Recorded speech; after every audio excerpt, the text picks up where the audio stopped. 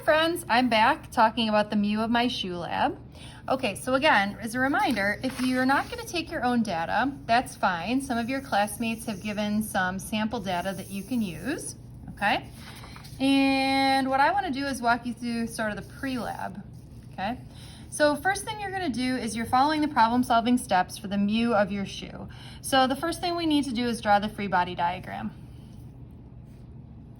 So hopefully you're saying to yourself, well, the normal force is acting up, the force of gravity is acting down, and the force of friction is acting this way. But again, that's not a free body diagram, so we're going to shrink it down into a tiny little dot.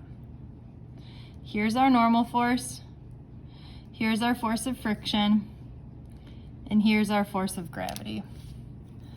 And just in another color, I'm going to go ahead and draw in our axes, which we know are going to be tilted, okay? Now the angle is going to be here, right? Or we're going to say that it is FG sine theta that is going to pull down the ramp, which means that FG cosine of theta is acting perpendicular to that. And when I do that, I can sort of get rid of this force of gravity, right? All right, so the next thing you're asking, is there acceleration? Well, there is no acceleration because we're just getting this to move. Not when it's actually moving, but just getting this to move. Okay, so from here, we should be able to write out the sum of the forces in the x direction equals ma, and the sum of the forces in the y direction equals ma. Okay, now we just said that there was no acceleration, right? Okay, or in the x direction, we have two equal or balanced forces. So FF is going to equal FG sine of theta.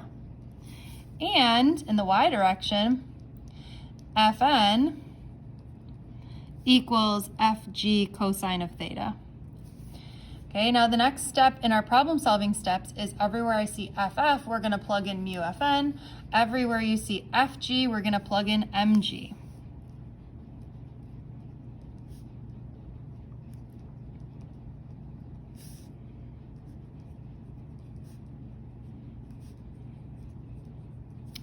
Okay, I'm going to let you in on a little secret. First of all, if you have your own data and you have the mass, okay, you should go ahead and you can plug this in and calculate the mu of your shoe. Okay, if you don't have your own data or you only have the angle, here's a little trick you can do. Okay, so the normal force is equal to mg cosine theta. Let's go ahead and substitute this in. So we get mu mg cosine of theta equals mg sine of theta. Okay, are you thinking what I'm thinking here?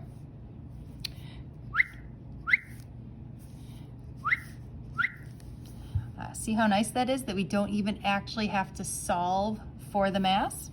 Okay, so what I want you to do from here is calculate the mu of your shoe. All right, now when you're done with that,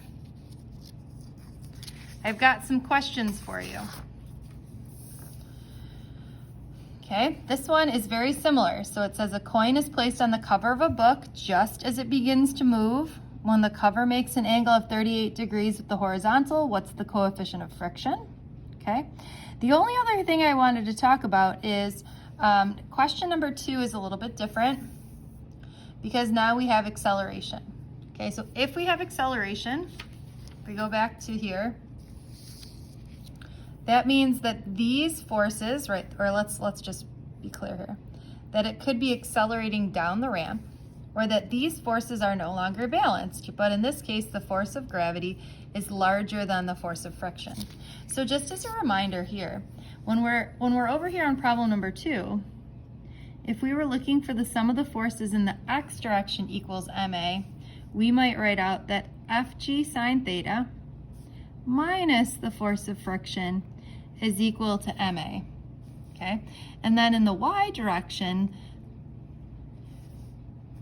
there's no acceleration, so again, Fn is equal to Fg cosine of theta. And remember, Fn is not equal to Fg in this case because we know that we're not on a flat horizontal surface, okay?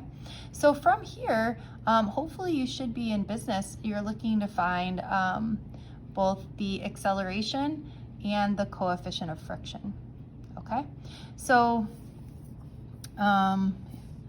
good luck. Hopefully you will be able to do this without too much trouble. But as always, if you need any help, please feel free to ask me. Send me a message on Remind. Bye, friends.